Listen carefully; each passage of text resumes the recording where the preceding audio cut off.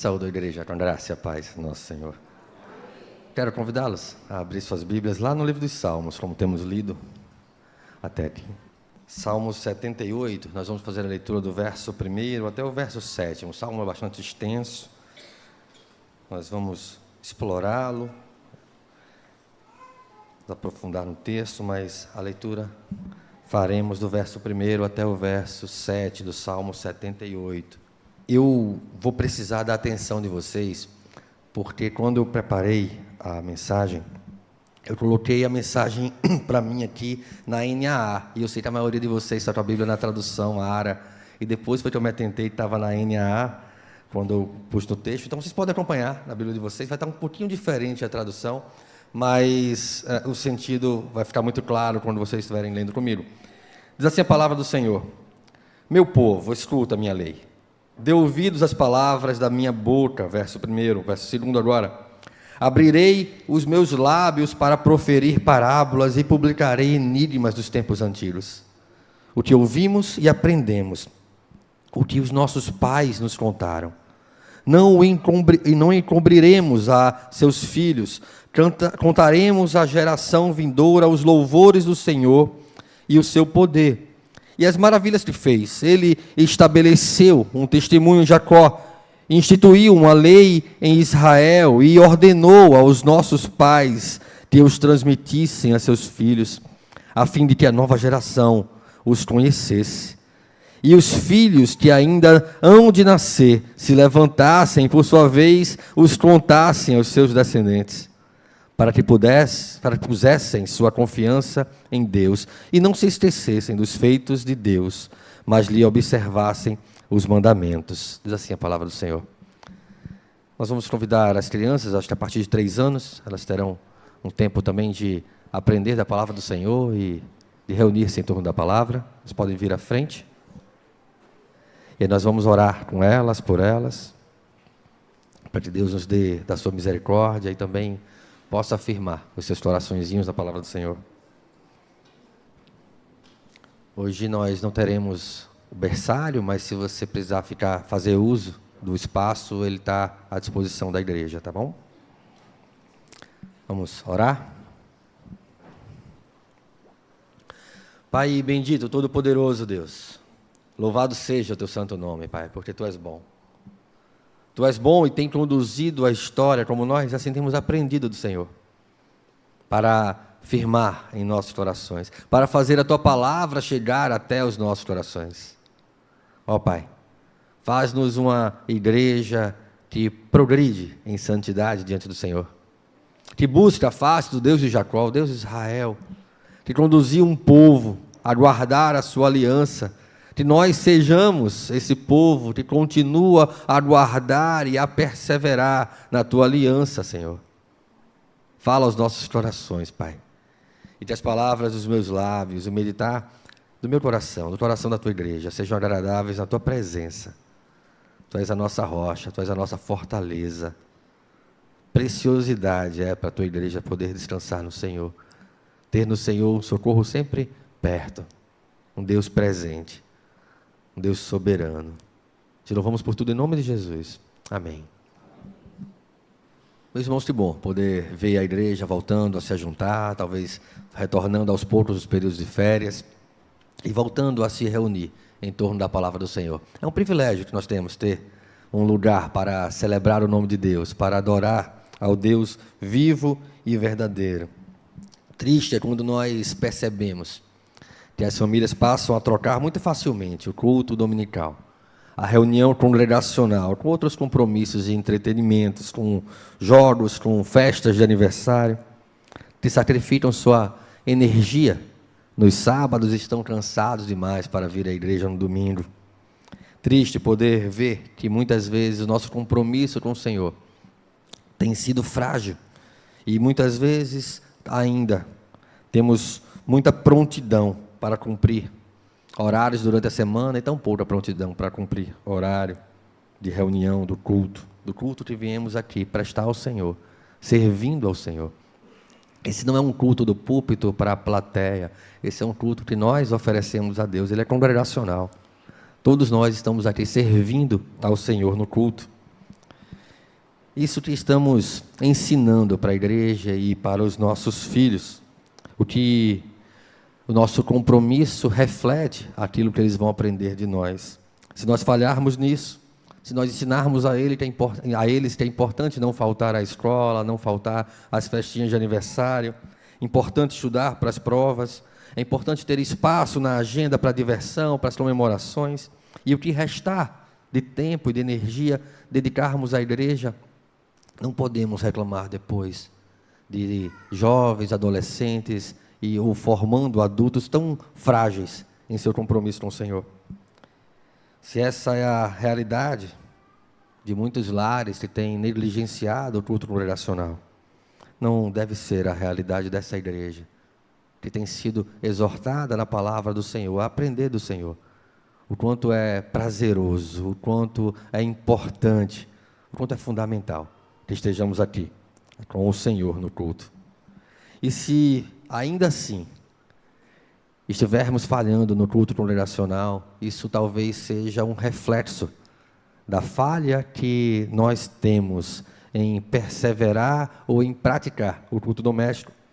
O nosso comportamento no culto congregacional é muitas vezes, ou com o culto congregacional, é muitas vezes um reflexo do nosso comportamento e compromisso com o culto doméstico.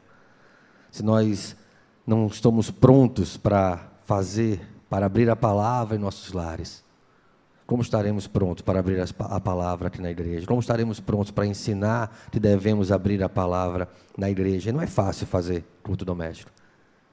Eu na verdade eu vivo algumas dificuldades ainda com Samuel pequeno, chorando, teimando para não ficar sentado. Benjamim brigando com Samuel pelo colo na hora do culto doméstico. E aí não é assim, não é diferente na igreja. Se nós não ensinarmos a eles como se comportarem em casa, como se comportarem diante do momento em que nós abrimos a Bíblia em casa, e é um treinamento, eles também aprenderão, que vão refletir o seu comportamento também no culto. É um desafio diário, é uma perseverança constante em nossas vidas. Ensinar os nossos filhos no caminho que devem andar. Conduzi-los ao entendimento da importância, da relevância e prioridade do tempo com Deus em nossas vidas. Há uma frase da Mason, que ela vai dizer: um lar sem culto doméstico não tem alicerce nem teto. E o púlpito tem uma responsabilidade muito grande com isso também.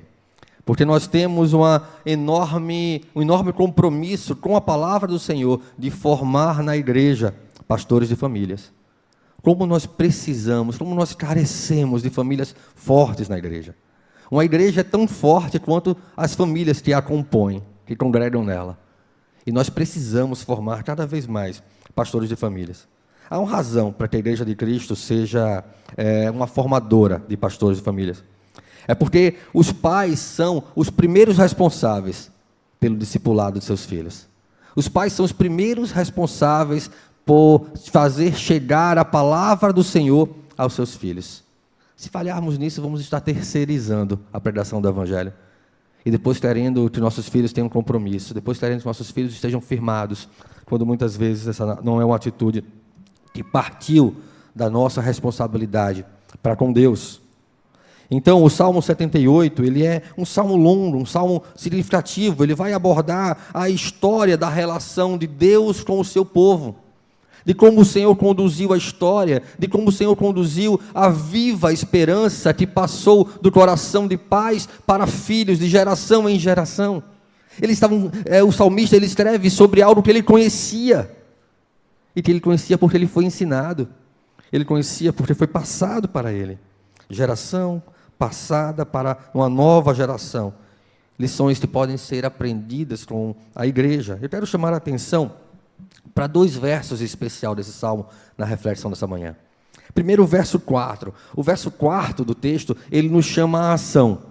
Ele nos chama ao compromisso.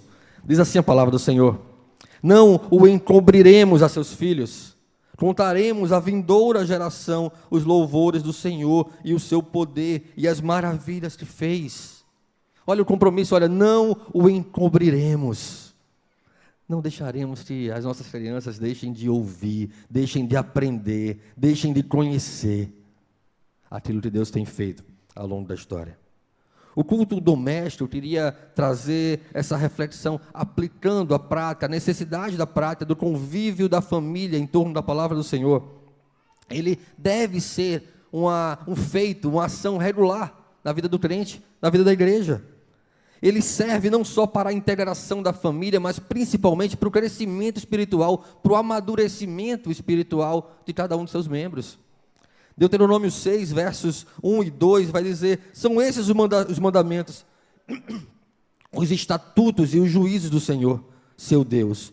Ordenou que fossem ensinados a vocês, para que vocês os cumprissem na terra em que vão entrar e possuir, para que durante todos os dias da vida de vocês e seus filhos, e os filhos de seus filhos, temam ao Senhor, seu Deus, e guardem todos os seus estatutos e mandamentos que eu lhes ordeno, e para que os seus dias sejam prolongados. É uma responsabilidade com promessa, é uma bênção com graça.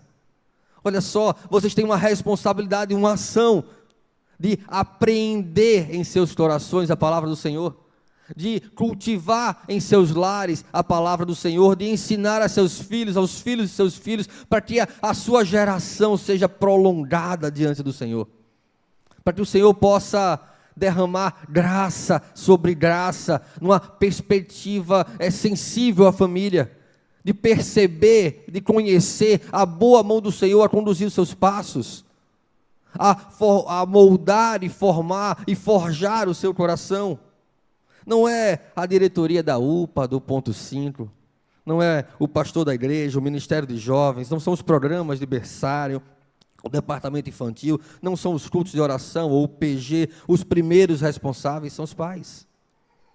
Tudo isso são instrumentos riquíssimos e poderosos na mão dos pais para criar seus filhos no caminho do Senhor. De irmãos para criar irmãos no caminho do Senhor. Para edificarmos a igreja, para sermos parte dela, responsáveis pela palavra do Senhor, pela exortação, pela comunhão, pelo amadurecimento como igreja. Mas pais, líderes de seus lares, avós, tios, responsáveis, vocês são os primeiros responsáveis para fazer com que a palavra do Senhor chegue aos seus filhos, aos seus herdeiros. Que a maior herança que eles tenham em vista seja a graça de viver a viva esperança de uma eternidade com Deus. A graça de viver na perspectiva do reino e não nas coisas dessa terra, e não angustiado com as coisas dessa vida, e não angustiado com o dia de amanhã, e não preocupado com se vai ter então o pão, porque o Senhor tem dado o pão.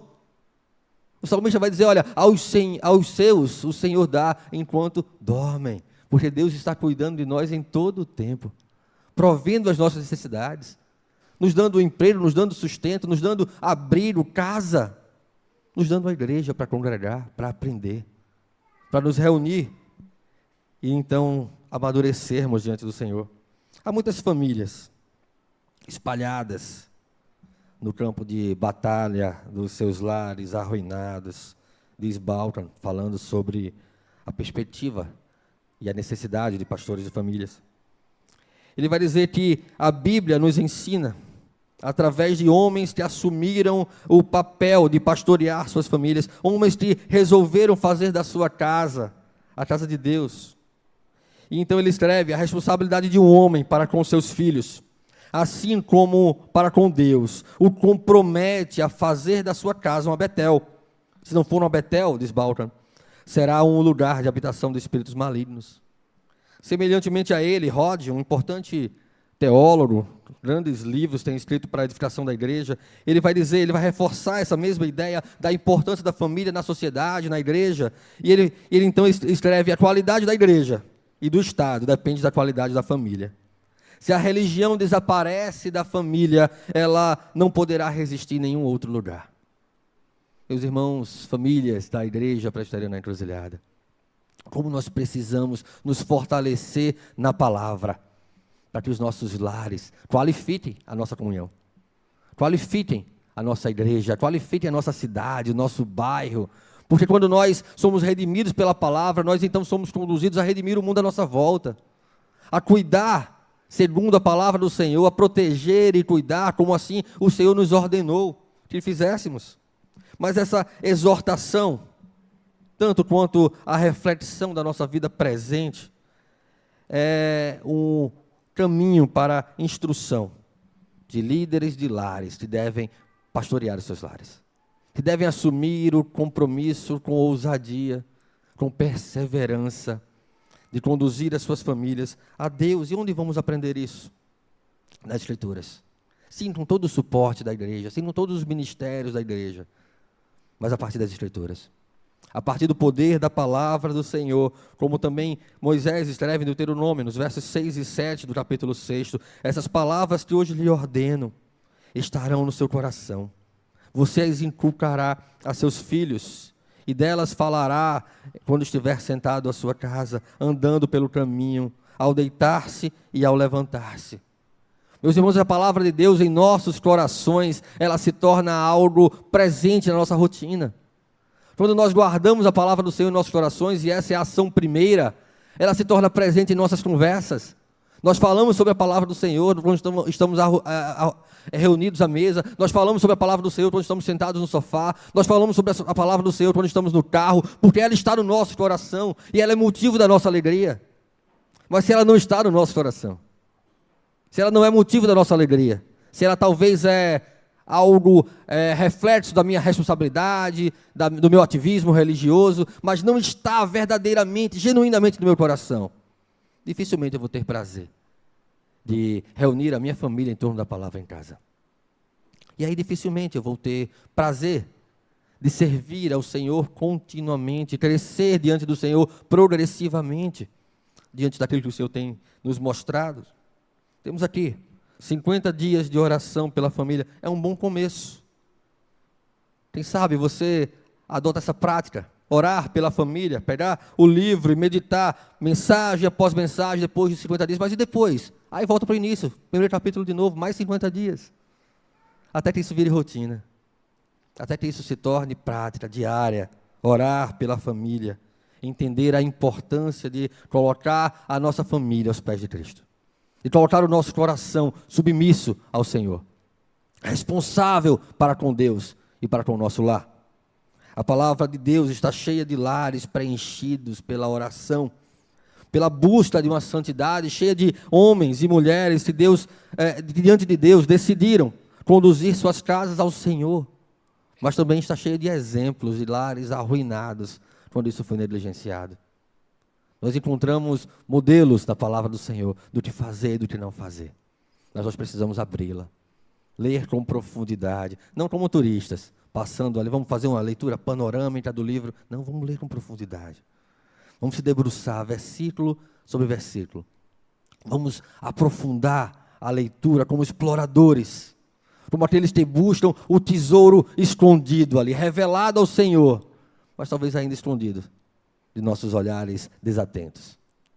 Que o Senhor possa nos abençoar, porque essa ação, essa prática, esse compromisso, ele revela um propósito. Verso 7 do capítulo Salmo 78, verso 7.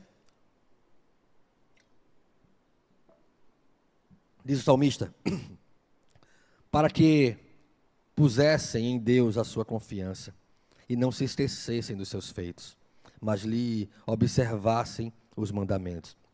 Olha só, se a ação é ensinar os nossos filhos, se a ação é não deixar que Deus seja esquecido, se a ação é não deixar que Deus seja encoberto, mas antes conhecido e revelado aos nossos lares, a promessa que isso carrega é que eles possam então pôr a sua confiança em Deus, como nós devemos pôr a nossa confiança em Deus, como pais, como responsáveis, para que eles não se esqueçam dos feitos do Senhor, para que eles observem os mandamentos, a lei, a responsabilidade, o compromisso, as obrigações diante da palavra do Senhor, que é rica em promessas, mas também é rica em responsabilidade e obrigações.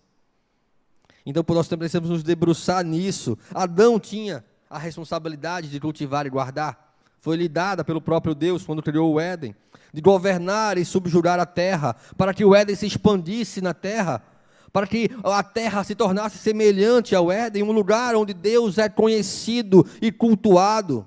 E apesar da queda, Adão mostra esse compromisso. Essa responsabilidade de Deus, ela não muda para nós hoje. Nós vemos na descendência de Adão um povo que guardou a sua aliança, não porque tinham os melhores programas teológicos, não porque tinham a palavra escrita de maneira, na linguagem mais fácil de aprender, não, mas porque os pais ensinavam aos filhos e aos filhos dos filhos a guardar a palavra do Senhor, a preservar-se diante do Senhor. Gênesis 4, versos 25 e 26 diz assim: tornou Adão a coabitar com sua mulher, e ela deu à luz a um filho, a quem pôs o nome de Sete, porque disse ela: Deus me concedeu outro descendente em lugar de Abel, que Caim matou. Veja só, Deus me concedeu. Apesar da queda, Deus ainda era o Deus daquela família.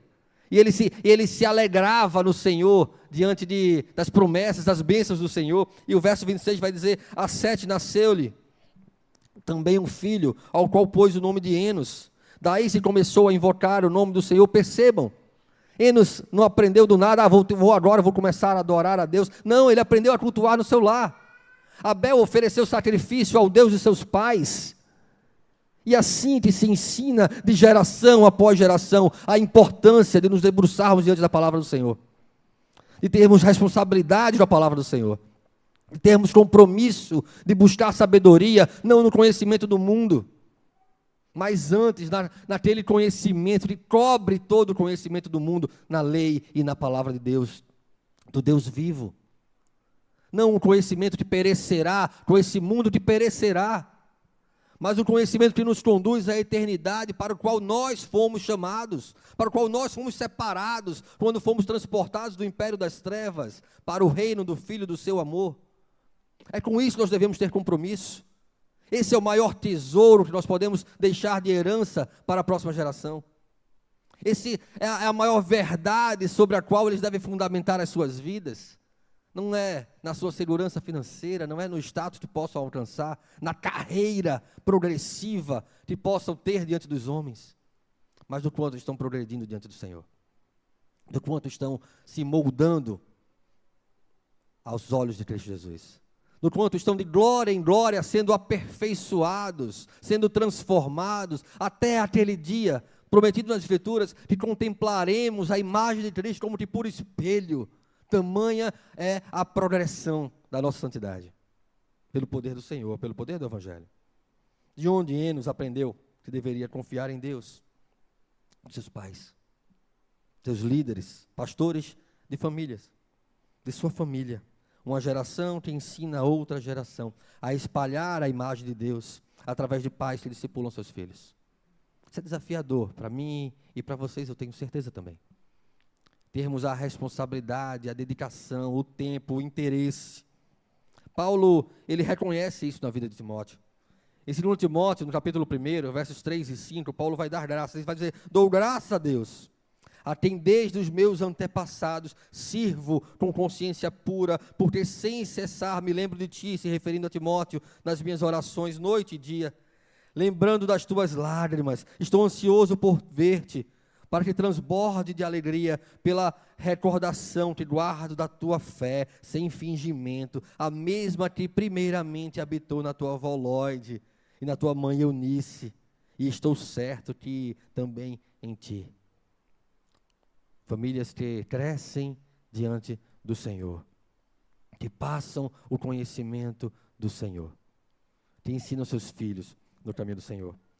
Das instruções dadas por Paulo para a melhor escolha de oficiais da igreja, nós temos lido isso, sempre temos chegado perto de eleições para diáconos, para presbíteros. Apenas uma das recomendações diz respeito à competência, aptos para ensinar. Todo o resto diz respeito a caráter e família.